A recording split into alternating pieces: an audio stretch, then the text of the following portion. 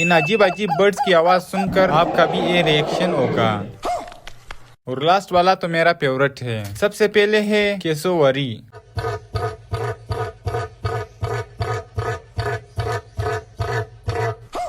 Next है grey peacock pheasant. Next है common starling. Who's my precious Jabby bird? Who's my precious Jabby bird?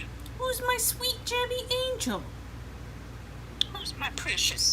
Next है black collar starling.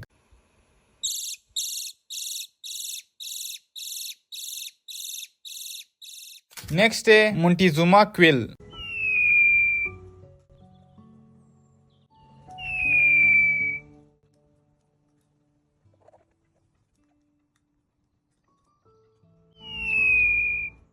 Next है Wilson bird of paradise.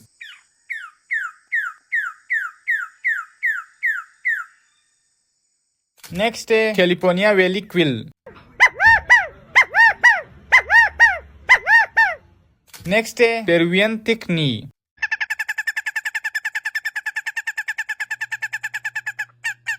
और ये last वाला तो मेरा पर्सनल फेवरेट है, स्क्रीमिंग पिया।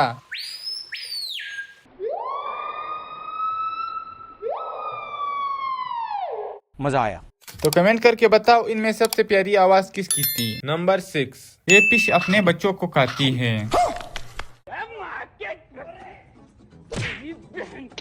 मगर इससे पहले कि तुम इस फिश को बुरा भला कहो, तो मैं बता दूं ये अपने बच्चों को बचाने के लिए ऐसा करती है। क्या बात कर रहे हैं? दरअसल इस फिश को अरवाना फिश कहते हैं। और जब एक फीमेल अरवाना अंडे देती है तो मेल अरवाना जाके उन अंडों को फौरन ही निगल लेता है, ताकि कोई शिकारी मछली उनके अंडों को खा ना ले। और अंडे खाने के बाद मेल अरवाना का मुश्किल सफर शुरू हो जाता है, क्योंकि वो इस अंडों को 60 दिनों तक अपने मुंह के निचले हिस्से में रखता है और तब तक ये बेचारा कुछ खा नहीं सकता। और इस प्रोसेस को माउथ ब्रोडिंग कहते हैं। तो 60 दिनों के बाद जब इसके बच्चे अंडे से निकल जाते हैं तो वो इसके मुंह से ऑटोमेटिकली निकलकर अपनी जिंदगी शुरू करते हैं। नंबर 5, अगर आपने भी अपने स्विमिंग पूल को कई महीनों तक साफ नहीं किया तो आपका स्विमिंग पूल बैक्टीरिया और एल्गी का मरकज बन जाएगा। मगर परेशान होने की जरूरत नहीं है, क्योंकि आप अपने पूल से पानी निकाले बगैर भी इसे साफ कर सकते हो। क्या बात कर रहे हैं? दरअसल सबसे पहले आपने अपने गंदे पूल में अच्छी क्वालिटी वाला फंगिसाइड को डालना होगा और फिर एक ब्रश की मदद से पूल की दीवारों और सरफेस को अच्छे से घिसना होगा, ताकि जमा हुआ कचरा ढीला हो सके। और इस स्टेप में आपको अपने पूल का पानी और गंदा लग सकता है, लेकिन घबराओ नहीं, क्योंकि इस स्टेप में पूल में मौजूद कचरा डिजोल्व होने लगती है। और नेक्स्ट स्टेप में बारी आती है पूल में फ्लेकुलेंट डालने की, जो पूल में मौजूद कचरे से मिलकर उसे भारी बना देता है। और अगले दिन जब आप आकर देखोगे तो पूल का सारा कचरा बैठ चुका होगा। तो बस आपको अंडर वाटर वैक्यूम लेके पूल के कचरे को वाइप आउट करना होगा। तो आपके स्विमिंग पूल में मौजूद पानी पहले की तरह साफ और शिफाफ बन जाएगा। नंबर 4, अगर आपको रोड पे टैंकर दिखे तो जल्दी उस जगह से 9-2-11 हो जाओ। अगर क्यों? क्योंकि ये टैंकर अंदर से खाली नहीं होता, बल्कि ये कई हिस्सों में बटा होता है। और ये इसलिए क्योंकि जब ये मूवमेंट करती है तो इसमें मौजूद ऑयल एक स्ट्रॉन्ग वेव बनाती है, जिससे टैंकर उलटने का खतरा पैदा हो जाता है। तो ये पार्टीशन उन वेव्स को कम करने में मदद करती है, लेकिन ये पार्टीशन सिर्फ आगे की तरफ काम करती है, मगर साइड की तरफ से वेव्स उतनी ही स्ट्रॉन्ग बनती है। तो इसीलिए जब टैंकर टर्न लेता है तो आप कोशिश करो कि आप उस जगह से मीलों दूर हो, क्योंकि ये कभी भी पलटी खा सकता है।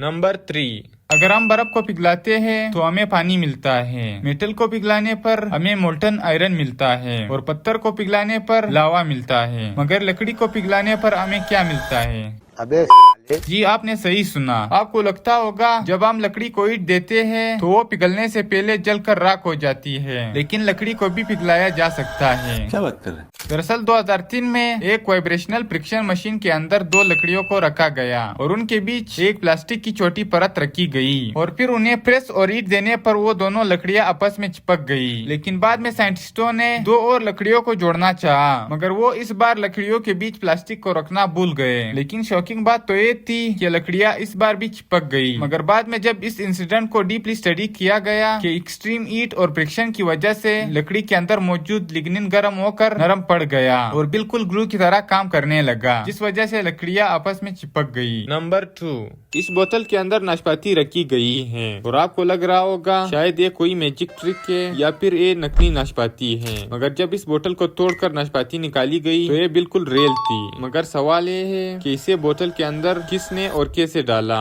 बात तो सही है। दरअसल नाशपाती को बोतल के अंदर डालने का ट्रिक ये है, जब नाशपाती छोटी होती है तो इसे बोतल के अंदर इंसर्ट करके ग्रो किया जाता है और नाशपाती को बोतल के अंदर ग्रो होने में कई महीनों लग जाते हैं। तो इसीलिए इस एक बोतल की कीमत होती है अप्रोक्सीमेटली 30,000 PKR।